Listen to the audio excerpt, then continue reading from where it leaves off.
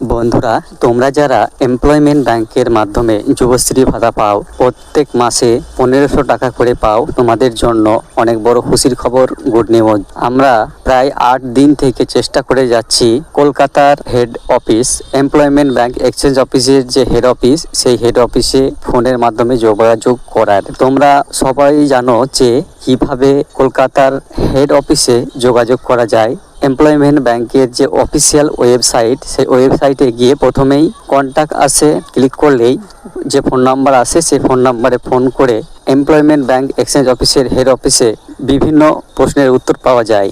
আমরা সেখানে ফোন করার চেষ্টা করেছি প্রায় 8 থেকে 10 দিন ধরে, এবং 8 থেকে 10 দিন ধরে ট্রাই করার পর আজকে কলকাতার হেড অফিস থেকে ফোন রিসিভ করেছে, এবং তারা ফোন রিসিভ করে আমাদের প্রশ্নের উত্তর বা জবাবও কিন্তু দিয়েছে। তারা জানিয়েছে যুবশ্রী ভাতার টাকা দেবার সম্ভাব্য ডেট। বন্ধুরা, তারা টাকা দিবে কি না দেবে সেটা তাদের ব্যাপার। তোমরা যেমন টাকার আশায়, টাকার অপেক্ষায় আছো, ভাতা পাবার অপেক্ষায় আছো, আমিও কিন্তু ভাতা পাবার অপেক্ষায় আছি।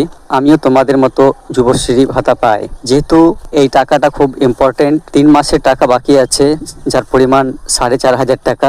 যেহেতু তোমাদের এখনই এই মুহূর্তেই টাকা দেবে না, এই মাসের শেষের দিকে টাকা দেওয়া হবে, সেহেতু তোমাদের 4 মাসের টাকা বাকি হয়ে যাবে, যার পরিমাণ 6000 টাকা। তোমরা সবাই জানো যে এই 6000 টাকা যদি তোমাদের অ্যাকাউন্টে ক্রেডিট হয়ে যায়, তাহলে তোমাদের ফাইন্যান্সিয়াল স্ট্যাটাসটা কতটা পরিবর্তন হবে, স্ট্রং হবে, তোমাদের কতটা সুবিধা হবে দৈনন্দিন জীবনে। বন্ধুরা, আমরা ফোন করে তাদের প্রশ্ন করেছিলাম যে যুবশ্রী ভাতা দিতে এত ডিলে হচ্ছে, তার কারণটা কি। তারা প্রথমেই বলল টাকা খুব তাড়াতাড়ি দিয়ে দেওয়া হবে। এই যে চলতি মাস, এই চলতি মাস রথের আগেই, আবারও বলছি বন্ধুরা, এই মাসেই, এই জুন মাসেই কিন্তু রথযাত্রা আছে।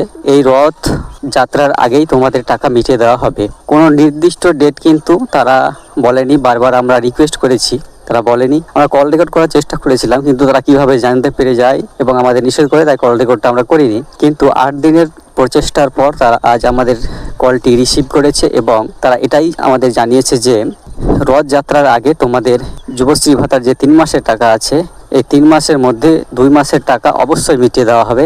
টাকা তোমরা খুব তাড়াতাড়ি পেয়ে যাবে। আর এই রথযাত্রা কিন্তু আছে এই মাসের 27 তারিখ। হ্যাঁ বন্ধুরা, রথযাত্রা শুরু হচ্ছে এই মাসের 27 তারিখ, অর্থাৎ 27শে জুন। অর্থাৎ 27শে জুনের মধ্যেই যে কোনো দিন তোমরা তোমাদের টাকা পেয়ে যাবে। সেটা গতকালকেও হতে পারে, বা সেটা আগামী 2-3 দিনের মধ্যেও দিয়ে দিতে পারে। কিন্তু তারা আমাদের এটাই জানালো যে 27শে জুন রথযাত্রার আগেই যুবশ্রী ভাতা তোমাদের ব্যাংক অ্যাকাউন্টে ক্রেডিট করে দেওয়া হবে। অন্তত 2 মাসের টাকা দেওয়া হবে।